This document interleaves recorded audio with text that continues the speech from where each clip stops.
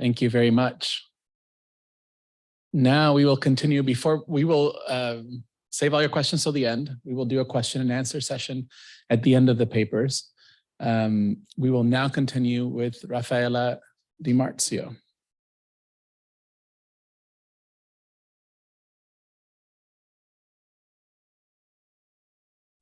May I start? You may start. Thank you. Oh, okay.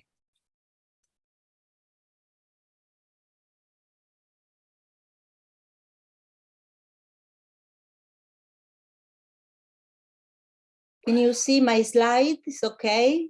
Yes, they look good. This paper discusses the exercise of power, individual and communal, by analyzing the decisions of affiliation and disaffiliation as an intersection between personal agency, for example, to join or leave, and organizational authority, for example, to accept or expel. In this context, it will be argued that the psychological process involved in choosing, changing, and leaving spiritual communities provide crucial insight into perceptions of empowerment or abuse as experienced by those associated with spiritual communities. Over the past 8 years, I conducted participant observations within spiritual communities and interviewed members and former members of alternative spiritual movements. I have had the opportunity to see how complex are the dynamics that drive people to change religions, abandoning the one in which they were born and educated, to choose a spiritual movement characterized by alternative doctrines and practices. When discussing the choice to join or abandon one of this group, it is important to consider the quality of that choice. Indeed, from a psychological point of view, the decision to affiliate or disaffiliate can be either entirely free or the result of undue influences that limit individual freedom.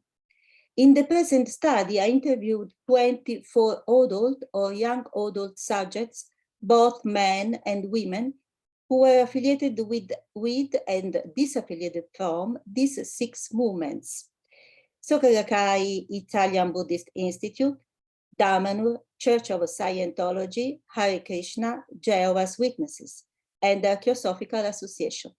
These individuals agreed to answer questions regarding their experiences and the decision-making process that resulted in their affiliation or disaffiliation. The chosen methodology of in-depth interviews has proven effective at detecting the reasons for behavior and the links between an individual's behaviors and belief.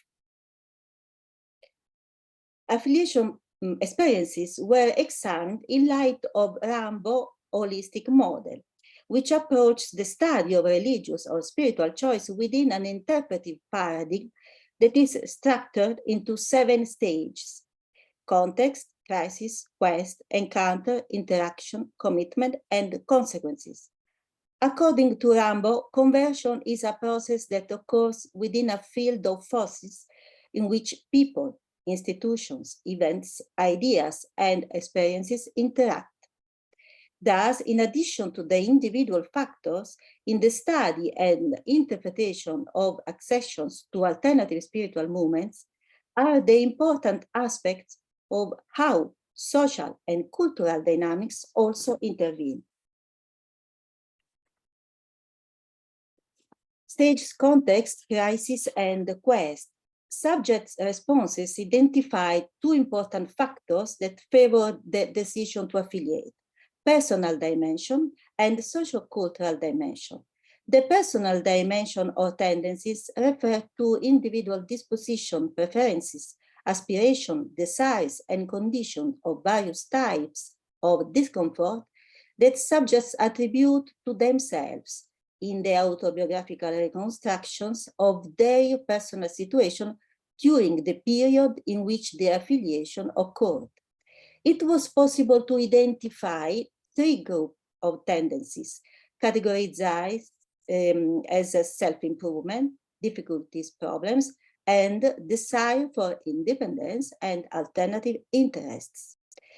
19 out of 23 subjects affiliated with the 5 movements for 2 main reasons: a desire for either self-improvement and or independence.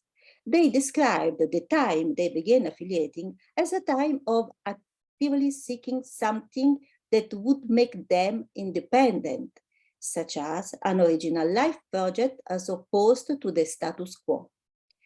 Only 4 out of 23 subjects expressed different experiences, all members of the Soka Gakkai. They linked their affiliation to a period of personal difficulties due to health problems, psychological distress, and tragic events. 2 of them reported having participated in psychotherapy or psychoanalysis sessions without finding any benefit during the period leading up to the alternative spiritual movement affiliation. These cases may be among those identified by Lifton as protean personalities, people with a malleable self, easily influenced by the external environment and prone to continuous change in personal identity. These individuals can easily be victims of abuse of power within groups. However, such abuse does not seem to have occurred in these subjects, despite their state of psychological distress at the time of affiliation. The sociocultural dimension refers to what Rambo calls the macro context, that is, the influences from the social and cultural environment that, according to the subjects, have in some way influenced their choice to affiliate. 12 out of 23 subjects said that their choice to affiliate was influenced by the sociocultural environment in which they lived. 7 of them considered it backward and felt the need to move away from it by affiliating with a group that was totally alternative to it. For 5 others, the decision to affiliate with alternative spiritual movements such as Dhamano, Hare Krishna, and Soka Gakkai was fostered by the failure of the political and cultural ideas embraced in their youth. They affiliated to overcome disillusionment and finally realize the communal utopia they had believed in. For the other 11 subjects, the macro context didn't influence their decision to affiliate anyway.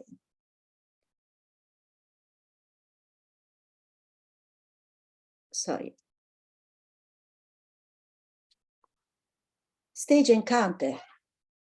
Proselytizing is often a crucial form of influence in getting people to convert. The level of emphasis placed in proselytizing activity differs in different movements along a continuum from a maximum to a minimum of activity. In the experiences of the 23 subjects interviewed, these differences emerge from the way they reconstruct their first contact with the movement. 17 out of 23 subjects affiliated with the Soka Gakkai and their Theosophy trace their first approach back to an already affiliated person who spoke enthusiastically about it and invited them to attend an initial meeting. This finding is consistent with the characteristics of these 2 movements, in which great emphasis is placed on persuading unaffiliated acquaintances or relatives to join the group. Totally different is the experiences of Dhamano members who were not proselytized, since they went to the community on their own initiative from a personal need, generally represented by a desire to experience alternative community life. My subjects also indicated the benefits that were offered to them as motivation to convert. This included primarily emotional benefits, for example, the emotional gratification that the group can offer, such as a sense of belonging, relief from guilt, and the development of new relationships, which prompted almost all subjects to affiliate. only the two affiliated with the Church of Scientology did not mention emotional benefits, but only cognitive benefits.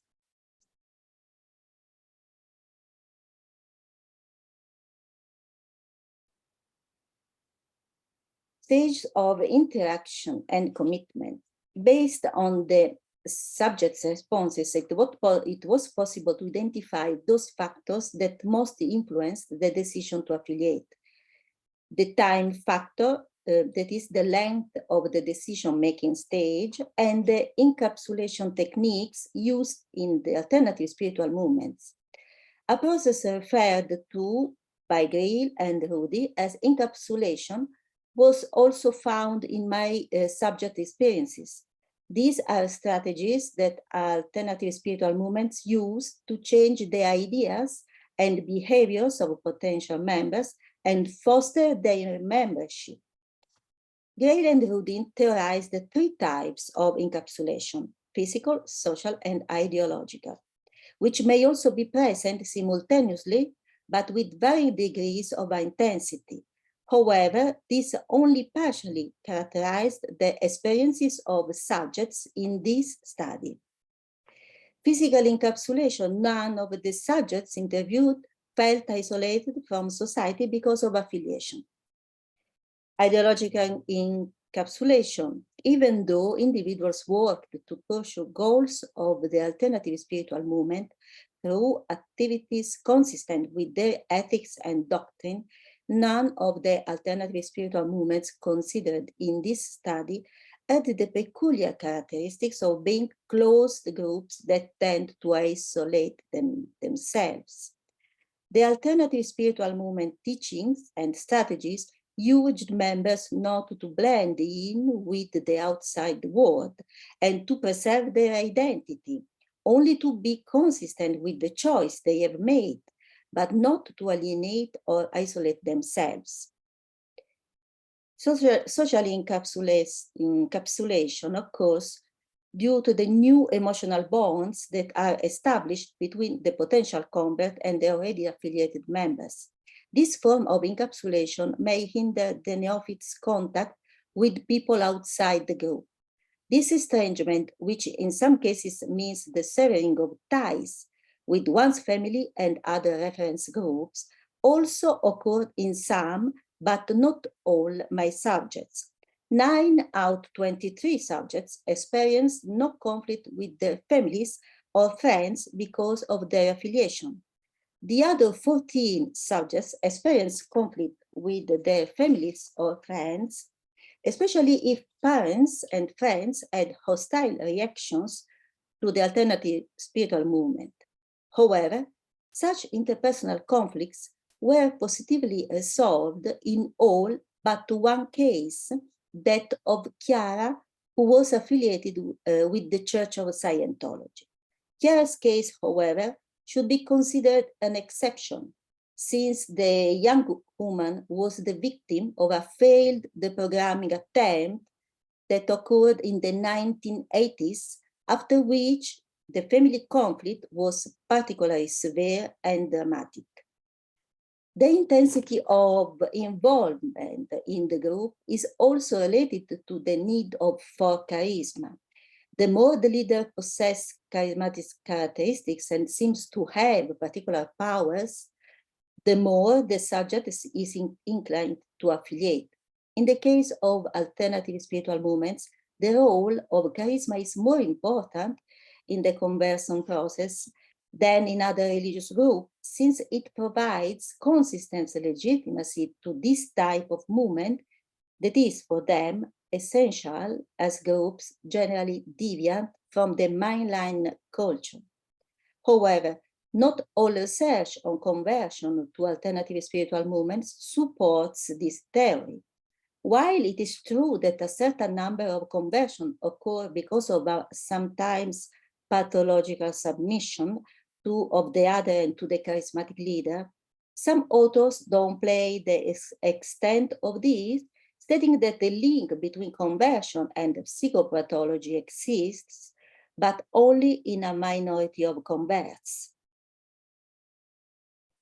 In this study, interviewed subjects included those who disaffiliated or left their respective movements in a non-traumatic way, and some still remained in contact with members, leaders, or managers of the alternative spiritual movement.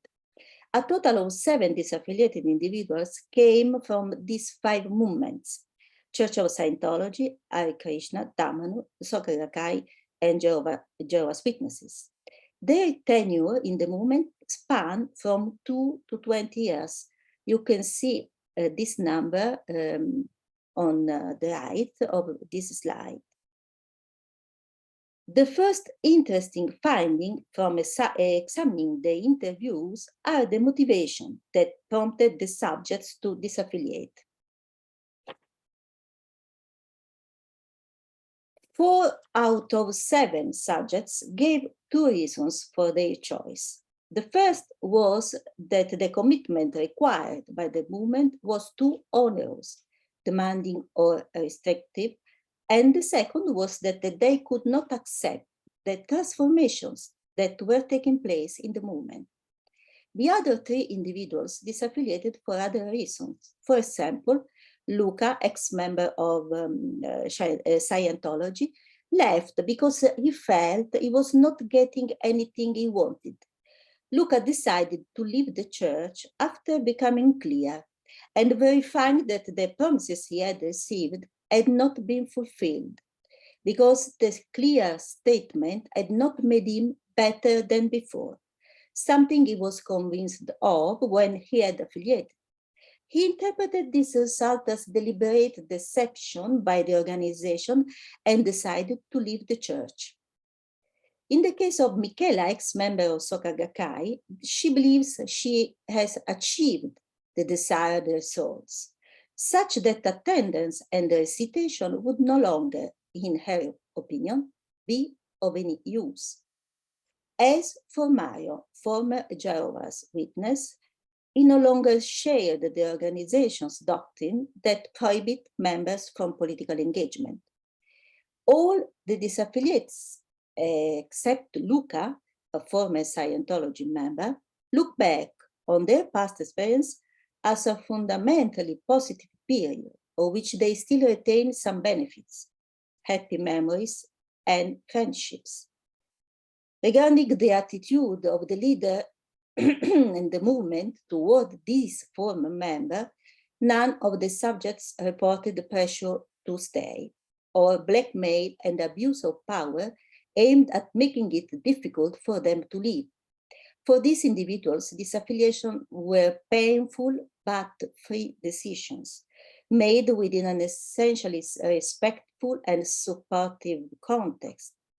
For none of the subjects interviewed did disaffiliation mean the beginning of a troubled period in which symptoms of psychological distress manifested themselves, such that they required the intervention of a professional or support group. Very different is the outcome of those more traumatic disaffiliations, which is frequently found among and ex-members of highly cohesive groups with a rigid structure and led by authoritarian leadership. In addition, disaffiliation that occurred by expulsion or deprogramming may have traumatic aspects, and the effects may be such that they may cause damage to the subject's mental health. Conclusion about the psychological processes involved can then be applied to the examination of the dynamics of empowerment and abuse, as well as the capacity for the exercise or denial of personal agency and choice. Bearing in mind that this investigation is purely exploratory and not generalizable, what can be hypothesized from the examination of the autobiographical interviews of the 24 subjects is that during the process of affiliation, some form of power, understood as the exercise of charismatic influence aimed at convincing the other to accept certain doctrines and practices, is certainly exercised. This process occurs in all religious or spiritual organizations, but in the case of alternative spiritual movements, it takes on special characteristics and intensity, since these groups must, in order to survive in an often hostile social environment, constantly increase the number of adherents and try to limit the outflow of members. For this reason, episodes of abuse of power are more likely to occur within them. This form of abuse occurs when the power derived from the charisma of a leader or spiritual group is exercised by using undue persuasion techniques on individuals for the sole purpose of inducing them to join or not to leave the movement. In the case of these 24 subjects, I could certainly detect in their experiences the presence of indoctrination and encapsulation techniques, and even a partial detachment from their families after affiliation, resulting in conflicts of varying intensity. However, in their case, the use of charismatic power by the leader of a movement did not take on characteristics that cause abuse, as unfortunately happens when individuals become the object of coercive persuasion and undue influence by unscrupulous charismatic leaders who abuse their power. Thank you for your attention.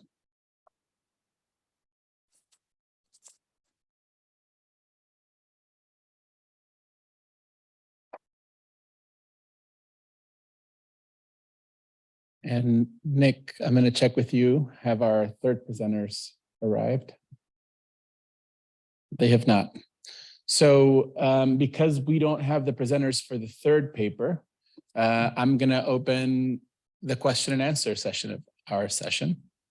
So Nick will tell us if there are questions on Zoom, and if there are any questions here, either for Melissa, for Petra, or for Olivia, or for Rafaela, just please raise your hand and I will bring you a microphone.